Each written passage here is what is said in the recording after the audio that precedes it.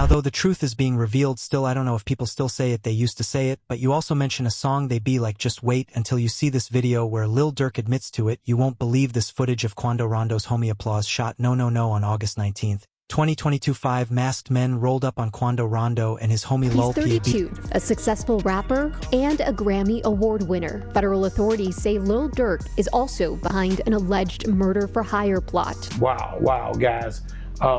We have Lil Durk, who been gone now for a year, is what it's looking like.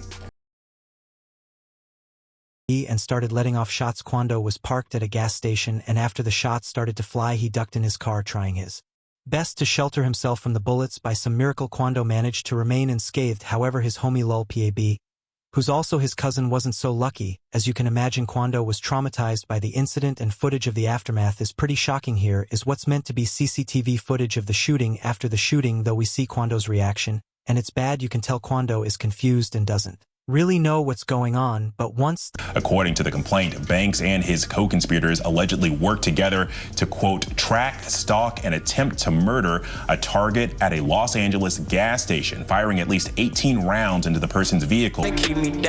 He's 32, a successful rapper and a Grammy Award winner. Federal authorities say Lil Durk is also behind an alleged murder-for-hire plot. The police pull his cousin's body out of the car. He completely freaks applause out. No. Although Quando survived, he was seriously shaken up by the incident. In the video, you see his arms flailing around the place, and he looks visibly disturbed. Quando's cousin was known as Lil Durk, and it seems that he was only killed due to being with Quando Rondo at the time. What's interesting about the shooting, though, is that Lil Durk was supposed to appear in court in connection with some serious crimes, but because he was shot and killed, he never did. He was murdered just 1 week before he was supposed to face trial. It wasn't just any charges he was facing, though. He was going to be charged with racketeering. In other words, he was facing a RICO charge, and we know how bad they can be. Lil Durk was also known as Bandit Pablo, and he was a notorious name throughout Georgia. His original charges came from back in 2019 when he and 10 of his accomplices allegedly went on a massive crime spree. It said they wreaked havoc all over GA there. Alleged crimes included burglary, entering automobiles, and car theft, but that only scratches the surface of it. So Quando Rondo chose some interesting company. You wouldn't tell somebody to not book a flight under your name if you thought that they were going to do regular old business. If you thought they was going to LA to do a meeting about you and your next album, you wouldn't tell them to not do it in your name. You would only tell somebody, don't book no flights under no name involved with me. But you what's only any of say this that to got to somebody do with who you Lil know is Durk? about Well, to go do everything for a something long illegal, time, nobody and you don't really want knew why yourself Lil involved with Durk it. and Quando Rondo were shot at, but since Lil Durk's arrest, it's starting to become clear Lil Durk was a guy that probably had many enemies, but the reason he was brutally murdered in cold blood wasn't anything to do with that. We're learning now that it was all to do with him being friends with Quando Rondo. Just the other day, federal agents swooped in and grabbed 5 men from Chicago, who they believe were responsible for the shooting. They're being charged with conspiracy to commit murder and retaliation for King Von's death. So why has it taken the police nearly 2 years to arrest? So when they found out about it, and they did not, this has been going on for the last couple of weeks, I guess. And when they found out about it and they presented it to the court had hid it and not said anything about it to the defense. So that means that if a judge is being threatened by a defendant, in all actuality, he should, what they call, recuse himself, get off the bench, and let another judge take this over. Anybody, we're about to find out, but first let's go through what we know happened on the day of Lil Durk's murder. According to the indictment, a group of gang members from Chicago traveled to LA with the intention of murdering Quando Rondo. The gang in question is known as OTF, which is also the name of Lil Durk's music group. For years, Lil Durk has denied that OTF is a gang, but the police aren't convinced. It probably also doesn't help that nearly every one of his songs mentions gang activity. So the alleged OTF gang members supposedly booked some flights from Chicago to LA with a credit card that was associated with one of their members. Apparently, they'd received some intel on Quando Rondo's whereabouts and decided to act. One of the members, called Grant, allegedly oversaw the operation. This isn't state court. There's no, hey, we'll do 10-15. It's a life case. Right. And booked a separate flight from Miami to Cali on a private jet. It said that Grant organized the vehicle's firearms and even fake license plates that the gang allegedly used to carry out the assassination. It said that after the shooting, the crew headed to a nearby burger joint to discuss payment for the hit, and shortly after flew Back to Chicago for a while, that was that Quando Rondo mourned his cousin's death, and people speculated about who they thought was behind it. People thought it was likely that it had something to do with King Von's death, but nobody knew for sure until now. The people behind it thought they'd gotten away with it, but the feds were secretly building up their case and waiting for the perfect time to strike. What's also interesting is Lil Durk was just about to release a new album, but now he's pushed the date back to the end of November. Maybe he thinks he'll be out by then, but from what we found out, that's wishful thinking. Not only do they have plenty of evidence against Lil Durk, but the police are said Tate used to say it, but you also mention a song they be seen SL for on. I think they trolling me. Yeah, by the way, that song is fire. I ain't gonna lie, some reason I just don't see comments. No, some odd reason, I don't know, might be the way you see comments a lot. Just look. What the government said is, look at these lyrics. Yeah. DJ Academic's face, you can see him putting 2 and 2 together, and then when he realizes what Lil Durk means, he says this. They kind of chilled out a little bit. I wonder why that interview has a whole different meaning now, and you can bet the prosecution will be using it in court still. Is it really that surprising, since we've known for a while that OTF and King Von's people wanted Quando Rondo dead? I guess people just didn't realize how directly involved Lil found out through their investigation that there was a conspiracy with the judge, the prosecutor, and the investigators to weigh aside and cause threats that Durk had killers. Durk allegedly is, but now the real question is, why did Lil Durk get caught? The answer is that he was betrayed, or at least that's what people think. He wasn't betrayed by just anybody, though. He was betrayed by one of the people closest to him. Lil Durk was betrayed. It's just been revealed that Lil Durk was likely snitched on by a member of his gang called OTF Jam. We're now finding out that OTF Jam wore a wire for 12 whole years and was reportedly leaking information about Lil Durk, OTF, and other associates to the police. What's also very coincidental is that OTF Jam was allegedly serving a 12-year sentence and was released from jail just after Quando Rondo and his cousin were shot at. People in the comments have had a lot to say about this, with many thinking that Lil Durk also snitched on himself with lyrics from some of his songs. In one of his songs, Lil Durk talks about doing a mission in Cali and being stuck in traffic. People think that's a hint at what happened with Lul Pab. Another user mentioned how it was ironic. But wait, there's more smoke. Unsealed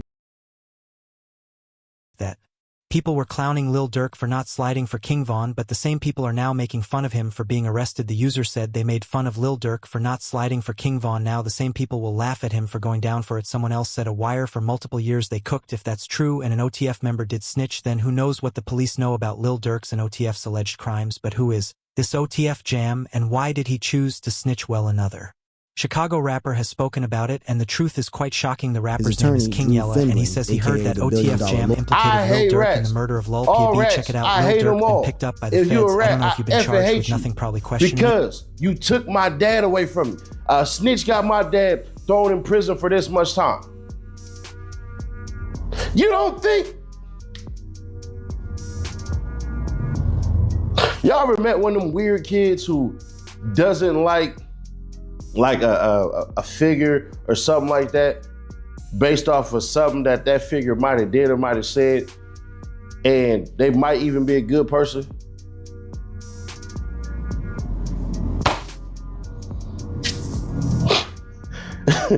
It's the same shit. The same shit. There are people who hate Santa Claus right now because Santa Claus never dropped no Christmas presents underneath a tree. Or they put in OTF and a lot of things, but I heard somebody named OTF Jam. They said they've been calling him a rat, and basically he said, okay, I'm a rat. King Yella then explains that if anybody in OTF even mentions Lil Durk's name, that's all it's going to take for the police to bring him down. Watch this, that all this information that I know, write this, I'm going to tell this, I'm going to tell that. My video earlier, I told y'all, man, if somebody say Lil Durk's name, that's all it's going to take to say that man name. And obviously, like I said earlier too, if they come in. King Yella then goes into why this is not a random arrest, and that somebody definitely snitched. Somebody from OTF, somebody OTF affiliated, somebody that know enough information on Lil Durk and his crew, and it's messed up. That's what I'll be saying. I don't care how much money you got, what's going on, man, these people will throw you under the bus. He then says that he feels like Lil Durk knew this was coming. Maybe Lil Durk felt it already. He felt that it was coming. It was something coming. You know how he knew something coming? Cause everybody kept saying he's trying to dodge that RICO. Everybody been. These lyrics seem to be, they don't seem to be, they are celebrating and ultimately monetizing this incident, to which we responded. And I have to tell you, Vlad, we immediately started hearing from not only people that are connected to Durk, but like executives in the music industry. People were just reaching out to us, go, you know the government's wrong, right? You do know that music, you don't go to a studio on a Saturday and produce a song on Monday. And then we started doing our homework, interviewing the producers, and found out that that song and the Durk part of it was done 7 months beforehand. Saying this so if everybody else knew what you think he wasn't in his head, Mama Durk sh. Them everybody, so that pretty much sums up what everybody's saying about him being snitched on, but what most people don't know is that OTF Jam actually released a song when he just got out of prison. It's called Federal Freestyle. And no, that's not a joke, that's literally what it's called, and what's crazier is that the song was released on Lil Durk's official YouTube channel. If that wasn't a red flag, I don't know what is. And as you can imagine, the comments are hilarious. One user wrote, OTF Jam, turn your wire up this MySage feds. And somebody else put this came home wearing a wire and still made this track NGL. That's some nasty work since OTF Jam was released from jail just before that song was released, and people think he was wearing a wire as soon as he came out of jail. Then they might be right, in addition to what we know from King Yella and what the internet is saying. Whack 100 has also spoken about OTF Jam snitching. Speaking with DJ Vlad, Whack 100 said this: he did 12 years, got out, interviewed, said he kept it real, brought him cars, gave him 50,000, made mention that ain't no smudge on his name, he ain't never been a rat, caught a gun case, but eventually he flipped. DJ Vlad then added that OTF Jam served a 12-year prison sentence for attempted murder, which happened back in 2010. He then explains that OTF Jam was released in Grammy Award winner. Federal authorities say Lil Durk is also behind an alleged murder for hire plot. The feds also talking about they got wiretaps and bank records that 2022, supposedly, which coincidentally lines up with the time of Lul KB's murder. Since then, OTF Jam has allegedly been wearing a recording device to collect information on Lil Durk, and OTF people are now saying he fed to the police. From what we know, it looks like the FBI had been coordinating this attack. Let's be clear. Let's be clear on this one thing. You moved to Oregon, are you in Texas, are you in LA, are you in Atlanta, are you in wherever you take this case to, the way that it's pretty much playing out, they got to fight ahead of them, man. Let me say this. If I had a case in California, the case that I had in Oregon, I would have went to the penitentiary. So you saying you think this is going to pretty much change the whole dynamic of the case, moving it to Oregon? For a while and collecting all of the information possible before capturing Lil Durk. Although it's too early to say what the outcome will be, it's not looking good for Lil Durk. He was almost able to leave his life of crime behind, but events from 2020 are catching up with him. Let's take a look at what those events were. Quando Rondo versus King Von. Most people know about the beef between King Von and Quando Rondo, but not many know what actually caused it, and that it was likely due to beef between King Von and NBA Youngboy. Let me explain. According to a Reddit user, it went down like this: Quando Rondo and Von were original friends, and apparently there's a video backstage of Quando Rondo and Von hanging out together. So how did they go from friends to bitter enemies? Well, Von got out of jail and said on live that he liked NBA Youngboy's music. There's apparently multiple lives online you can find of Von singing NBA Youngboy songs, but then something happened behind the scenes and everything changed. A live came out one day where King Von was in a car and he started dissing NBA Youngboy and saying that his raps are cap. No one knows for sure what caused this change of heart, but people speculate that Von reached out for a feature and NBA Youngboy ignored him. Things would turn even more sour when Von posted a picture of him and Jania, NBA Youngboy's baby mama. That was enough to escalate the beef. Are you in LA, are you in Atlanta, are you in wherever you take this case to, the way that it's pretty much playing out, they got to fight ahead of them, man. Let me say this. If I had a case in California, the case that I had in Oregon, I would have went to the penitentiary.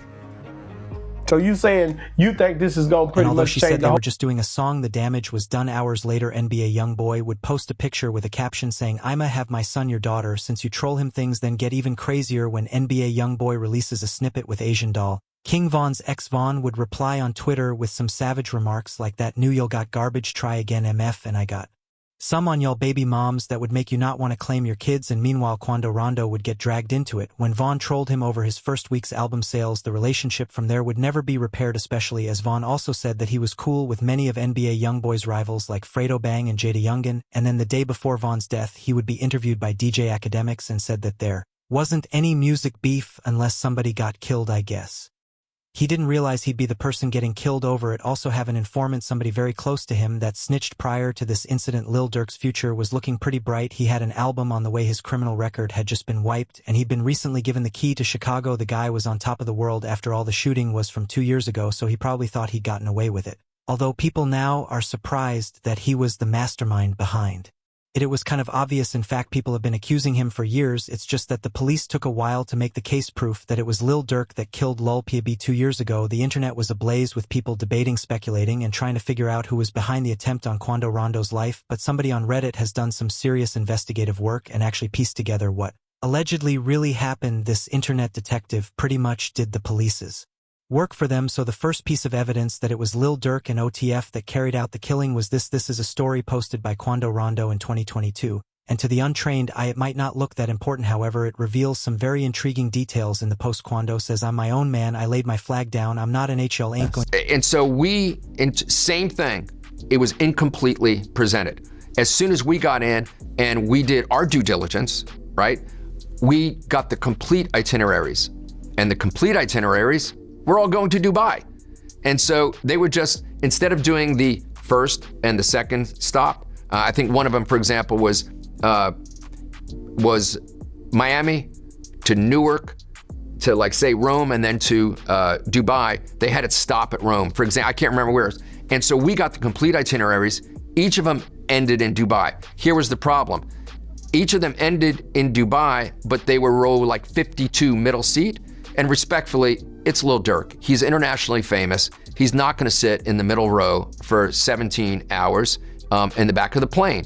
So check it. The FBI hopped on this immediately. For real, it's no sense of me being a part of y'all. What he's talking about here is his affiliation with the Crips. That's right, Quando Rondo was a known member of one of the Crips, one of America's most notorious gangs, which explains why he was always seen wearing blue. Specifically, he was part of an LA branch of the Crips known as the Neighborhood Rolling 60s, the same gang that the now deceased LA rapper Nipsey Hussle belonged to. Why any of this matters is because Quando Rondo claimed his gang refused to help him, and there's even evidence that they set him up. Following that Instagram post, Quando Rondo sent shock waves throughout the hood for doing the unthinkable. You've got to remember, you're not allowed to just leave the Crips. You're meant to get jumped out, which basically means getting beaten to a pulp by loads of guys. Quando Rondo refused to go through this ritual, and the gang wasn't happy about it. Some of the gang members, like Jay Stone, had a few things to say. Jay Stone posted this: "You can't drop your flag and say you're not an H no more. Go to the hood and get you put off. Don't cry now, we lose homies all the time. Not everybody gonna ride." He was a goofy internet banger. Anyway, now deceased rapper Phio also chimed in and pretty much claimed Quando Rondo was a coward. He said, "Dog, homeboy died in Cali. He trying to squash beef and throw his flag in it. Too late for that, nephew." So on the surface, these things might look unrelated to Lil Pab's death, but not everything is as it seems. The Crenshaw area of LA is home to a division of the Rolling